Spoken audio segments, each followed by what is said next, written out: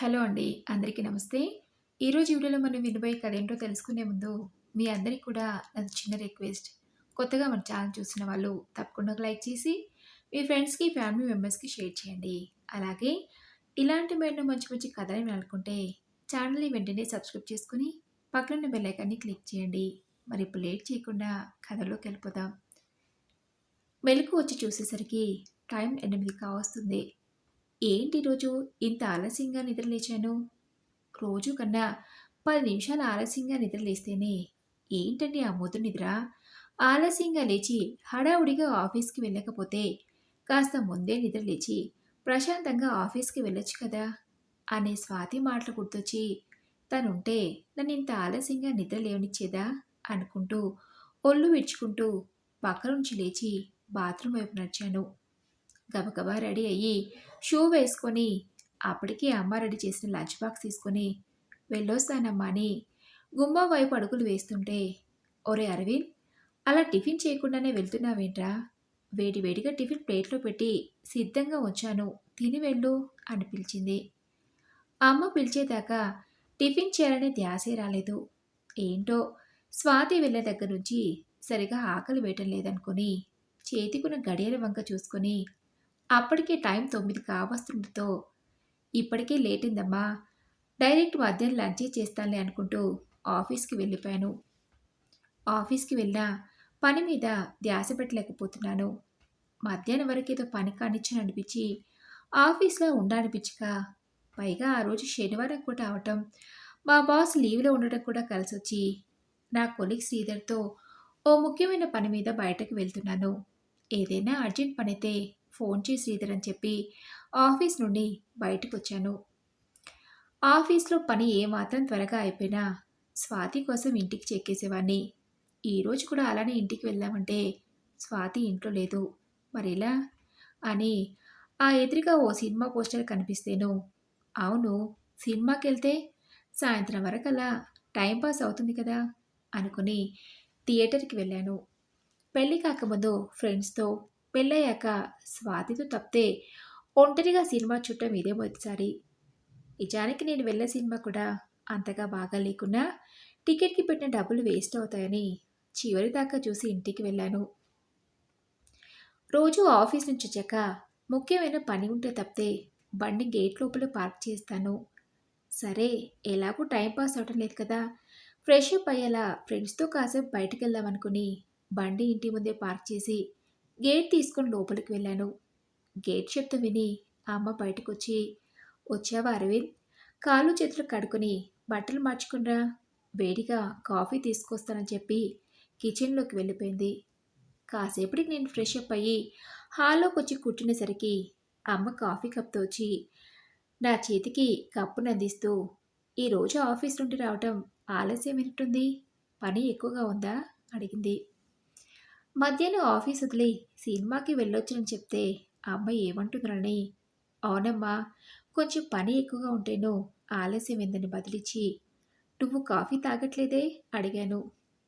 ఈరోజెందుకో కాస్త తలనొప్పిగా అనిపిస్తేను మాత్ర వేసుకుంటూ అప్పుడే తాగేశానురా. నువ్వు కాఫీ తాగుతూ ఉండు.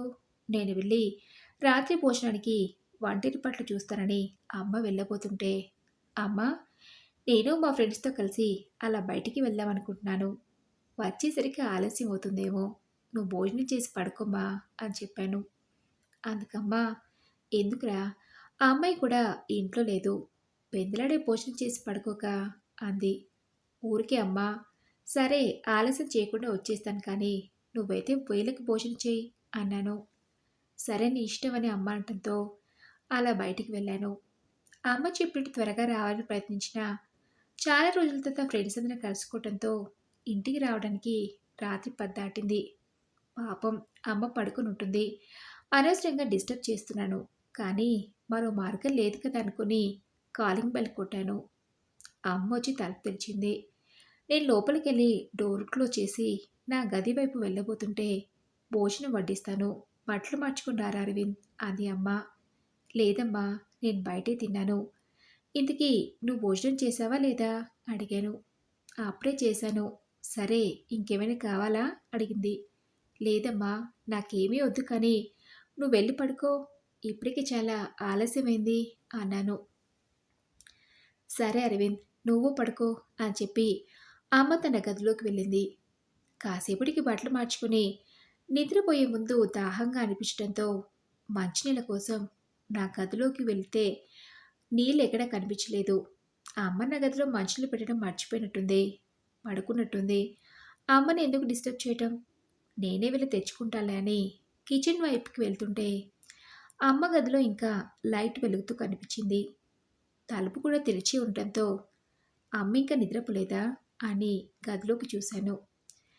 అమ్మ తన చేతిలో ఏదో ఫోటో ఉంది. దాన్ని చూస్తూ ఏడుస్తుంది. ఆ ఫోటో ఎవరిదై ఉంటుంది అనుకుని, అమ్మా ఇంకా నిద్రపోలేదా అనుకుంటూ లోపలికి వెళ్ళాను. నేను వెళ్ళడం చూసి అమ్మ చేతిలో ఉన్న ఫోటోని చీర కొంగుతో కప్పేసి కళ్ళనీళ్ళను తుడుచుకునే ప్రయత్నం చేసింది. ఏంటమ్మా, ఏడుస్తున్నావా? ఏమైంది? ఎందుకు ఏడుస్తున్నావు అడిగాను. లేదురా, నేనేమీ ఏడవటం లేదే అని నాకు నచ్చ చెప్పే ప్రయత్నం చేసింది. ఎందుకమ్మా, ఇందాక నేను చూసినప్పుడు ఏడుస్తూ కనిపించావు. అడిగితే ఏం లేదంటున్నావు? ఏమైందమ్మా, నాతో చెప్పకూడదా? అవును, ఇందాక నీ ఒళ్ళో ఏదో ఫోటో చూశాను. ఎవరిదమ్మా అది అడిగాను. ఫోటోనా? ఎవరిది లేదే అంది తడబడుతూ. అమ్మ చూపించడం లేదనుకుని అమ్మ పక్క కూర్చొని ఫోటో మీద కప్పి ఉంచిన అమ్మ చీర కొంగును తీసేసి ఫోటోని నా చేతిలోకి తీసుకొని చూశాను. అది నాన్న ఫోటో. అమ్మ మొహంలోకి చూశాను. అప్పటికే అమ్మ కలలో నీళ్లు తారల్లా కారుతున్నాయి. ఏంటమ్మా ఇది అన్నాను. అందుకమ్మ, మీ నాన్న గుర్తొచ్చారా అని అమ్మ నా మాటకు సిగ్గుతో తల కొట్టేసినట్టు అనిపించింది. నిజమే, అమ్మ నాన్న గుర్తు చేసుకుని బాధపడటంలో తప్పే ఉంది. నిండా సంవత్సరమైనా కాలేదు స్వాతితో నాకు పెళ్ళయి. ఈ కాస్త సమయానికే స్వాతి ఇంట్లో లేని ఈ 2 రోజులకు నాకింత కష్టంగా ఉంటే అమ్మ నాన్నలది 45 సంవత్సరాల అనుబంధం. కష్ట సుఖాల్లో నీకు నేనున్నానంటూ ఒకరికొకరు ధైర్యం చెప్పుకుంటూ తోడు నీడగా ఉండాల్సిన వయసు వాళ్ళది. కానీ నేనేం చేశాను? ఇద్దరిని చూసుకోవటం ఇబ్బందని నాన్నని అన్నయ్యని చూసుకోమని చెప్పి అమ్మని నా వెంట తీసుకొచ్చాను. తప్పు చేశాను. తప్పు కాదు, పాపం చేశాను. ఈ వయసులో అమ్మ నాన్నలను విడదీసి ఘోరమైన పాపం చేశాను అని బాధపడుతున్న నాకు ఒకసారిగా గతమంతా కళ్ళ ముందు కదలాడింది.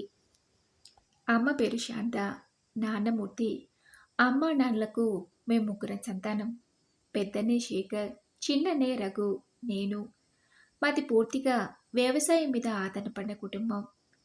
తన తండ్రి నుంచి వచ్చిన 2 ఎకరాల పొలాన్ని నాన్న తన కష్టంతో 5 ఎకరాలను చేస్తే మమ్మల్ని అందరినీ మేము కోరిన చదువులు చదివించడానికి అమ్మగా మిగిలింది 1 ఎకరం.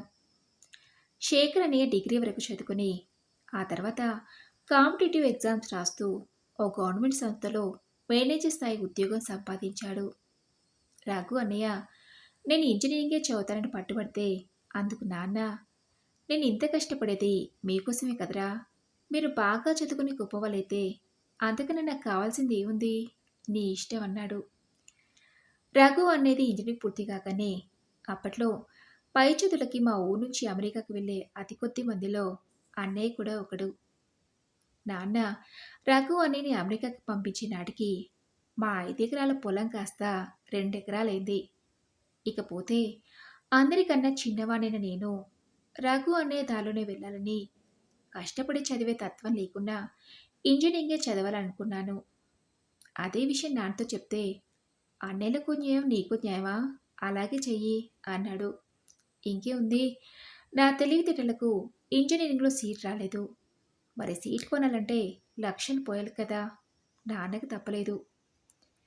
ఇంజనీరింగ్లో చేరిన తర్వాత బాగా చదవాలనుకుని ఎలాగైనా ఉద్యోగం సాధించాలనే పట్టుదలతో ఉండడం మూలంగా ఇంజనీరింగ్ పూర్తి కావటం, క్యాంపస్ రిక్రూట్మెంట్లోనే చెన్నైలో జాబ్ రావటం జరిగాయి.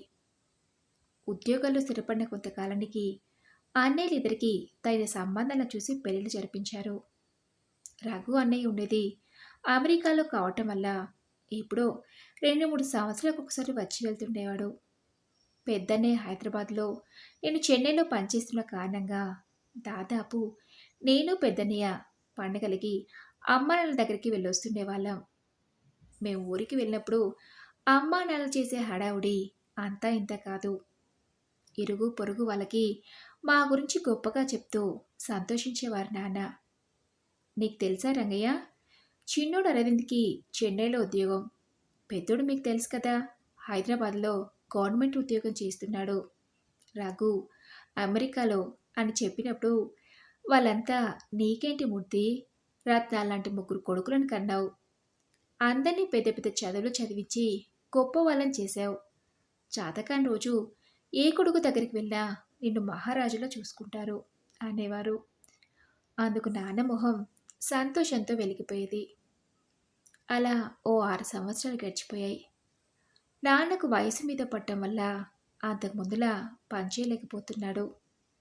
అప్పటికి మేమంతా చాలాసార్లు చెప్పాం, నాన్న ఇక మీదట ఈ పనులన్నీ మానేసి హాయిగా ఇంటి పట్టునే ఉండండి. మేమంతా ఉన్నాం కదా, నెల నెల మీ ఖర్చులకి డబ్బు పంపించడానికంటే. ఇప్పటి నుంచి ఎందుకురా, ఇంకొన్నాళ్ళు పోనీ. అయినా అంతకు ముందులా పెద్దగా పనే ఉంటుందని. ఉన్నది 1 ఎకరం పొలం, ఇంకొన్నాళ్ళు పోయాక అప్పుడు చూస్తానులే అనేవాడు. అలా మరో సంవత్సరం గడిచింది. ఇంతలో మా బంధువులు ఒకరి ద్వారా నాకో సంబంధం రావడంతో పెళ్లి పెట్టుకున్నాం.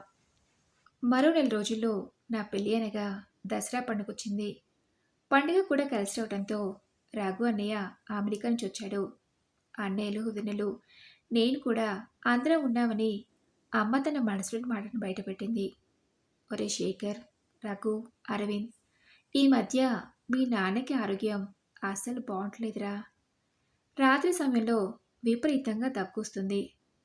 ఊపిరి తీసుకోవడం కూడా చాలా కష్టంగా ఉంటుంది. ఎప్పుడూ లేనిది మీ నాన్నలా చూస్తుంటే నాకెందుకో భయంగా అనిపిస్తుంది. నా బలవంతం మీద మన పక్కూర్లోని ప్రభుత్వ ఆసుపత్రిలో చూపించాను. అప్పుడే మందమేమో మందులు రాసించి పెద్ద ఆసుపత్రిలో చూపించాలన్నారు. మాకు వయసు మీద పడుతుంది. నాకు మీ నాన్నకి అంతకు ముందులా శరీరం సహకరించట్లేదు. ఉన్న పొలాన్ని ఎవరికైనా కౌలుకిచ్చి మీ దగ్గరికి వచ్చేద్దాం అనుకుంటున్నాం. సిటీలో అయితే వైద్య సదుపాయాలకి ఏ లోటు ఉండదు కదా అంది.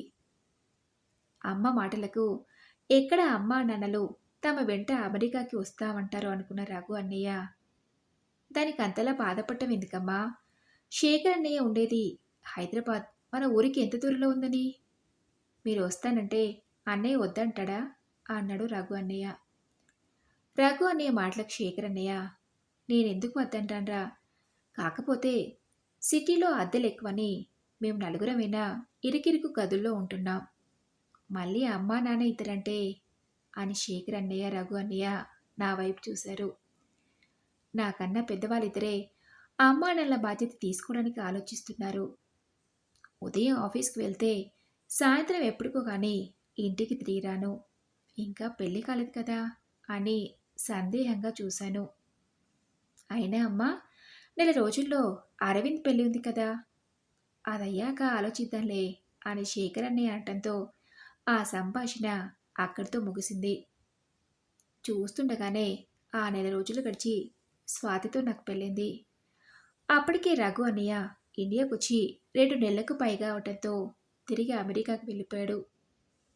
శేఖర్ అన్నయ్య బయలుదేరబోతూ, ఒరే అరవింద్, నీ పెళ్ళికి ముందు అమ్మ అడిగిన దాని గురించి ఏం నిర్ణయించుకున్నావు? ఎలాగో కొత్త కాపురం, స్వాతికి కూడా ఏమీ తెలీదు. అమ్మ నాన్న నీకు కూడా తీసుకెళ్తే వాళ్ళు మీకు సహాయంగా ఉన్నట్టుంటుంది కదా. అలాగే నువ్వు కొంచెం ఫ్రీ అయ్యాక నాన్నని హాస్పిటల్లో చూపించు అన్నాడు. అన్నయ్య చెప్పిన దానికి నాకేం మాటల్లో అర్థం కాలేదు. కొత్తగా పెళ్ళింది, స్వాతి మనస్తత్వం ఏంటో నాకు పూర్తిగా తెలీదు. వచ్చి రాగానే అత్తమామల బాధ్యత మీద పడితే తను ఎలా ఫీల్ అవుతుందో. ఇంతకాలం నేను ఒక్కనే అని సింగిల్ బెడ్రూమ్ ఇంట్లోనే ఉన్నాను. ఆ అమ్మా నాన్నంటే మరో ఇల్లు చూడాలి.